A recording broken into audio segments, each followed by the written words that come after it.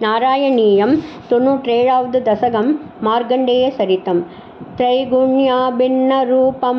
భవతి హి భువనే హీనమద్యోత్తమం యద్ జ్ఞానం శ్రద్ధా చ కర్త వసతిరపి చ సుఖం కర్మ చాహార భేదాః త్వక్షేత్రత్వన్నిషేవాదితు యదిహ పునస్త్వత్పరం తత్తు సర్వం ప్రాహుర్నైర్గుణ్యనిష్టం తదను భజనతో మంక్షు సిద్ధో భవేయం త్వయ్యేవ న్యస్తచిత్తః సుఖమయి విచరన్ సర్వచేష్టాత్వదర్థం త్వద్భక్తైః సేవ్యమానాన్ అపి చరితచరాన్ ఆశ్రయన్ పుణ్యదేశాన్ దస్యౌ విప్రే మృగాదిష్వపి చ సమమతిర్మృత్యమానావమాన స్పర్ధాసూయాదిదోషః సతతమఖిల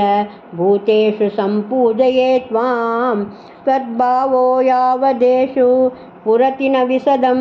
తావదేవం హ్యుపాస్తిం కుర్వన్నైకాత్మ్యబోధే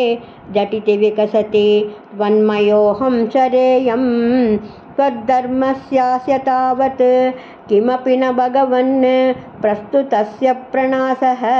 తస్మాత్ సర్వాత్మనైవ ప్రదిశమమ విభో భక్తిమార్గం మనోజ్ఞం తం చైనం భక్తియోగం దృఢయితుమయి మే సాధ్యమారోగ్యమాయుః దిష్ట్యా తత్రాభిసేవ్యం తవ చరణమహో భేషజాయేవ దుగ్ధం మార్కండేయో హి పూర్వం గణకనిగదిత ద్వాదశాబ్దాయురుచ్చైః సేవిత్వా వత్సరం త్వాం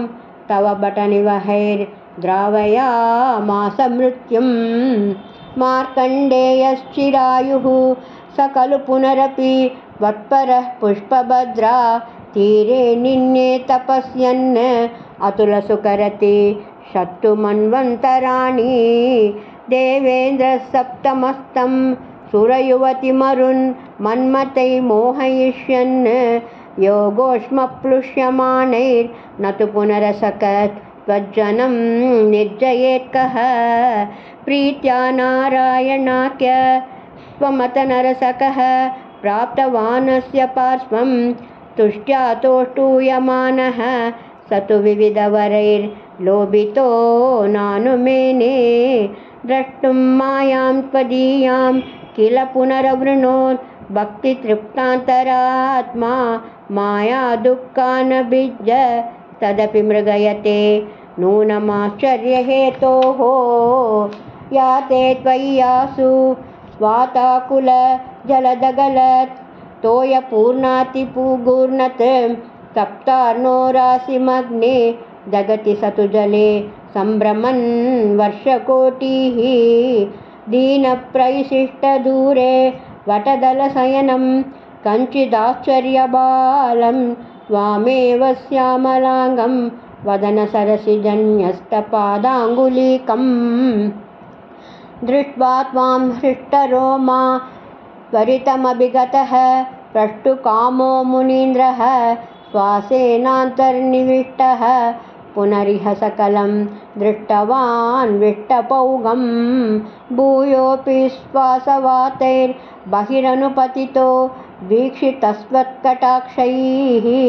మోదాదాశ్లేష్టుకామస్వయి పిహితతనౌ స్వాశ్రమే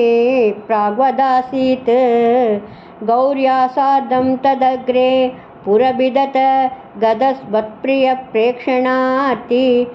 సిద్ధానేవాస్య దత్వా స్వయమయమజరా మృత్యుతాదీన్ గతోభూత్ ఏవం త్వత్సేవయైవ స్మరరిపురపి స ప్రీయతే येन తస్మాత్ మూర్తిత్రయాత్మకస్వం నను సకల నియంతేతి సువ్యక్తమాసీత్ త్రింశేస్మిన్ సత్యలోకే విధిహరిపురభిన్ మందిరాణ్యూర్ధ్వమూర్ధ్వం తేభ్యోऽప్యూర్ధ్వం తు మాయా వికృతివిరహితో భాతి వైకుంఠలోకः తత్ర త్వం కారణాంబస్యపి పశుపకులే శుద్ధ సద్వైకరూపి సచ్చిద్బ్రహ్మాత్మయాత్మా पवनपुरपते पाहि मां सर्वरोगात्। गुरुवायूरप्पा शरणं सर्वत्र गोविन्दनाम संकीर्तनं गोविन्दा गोविन्दा।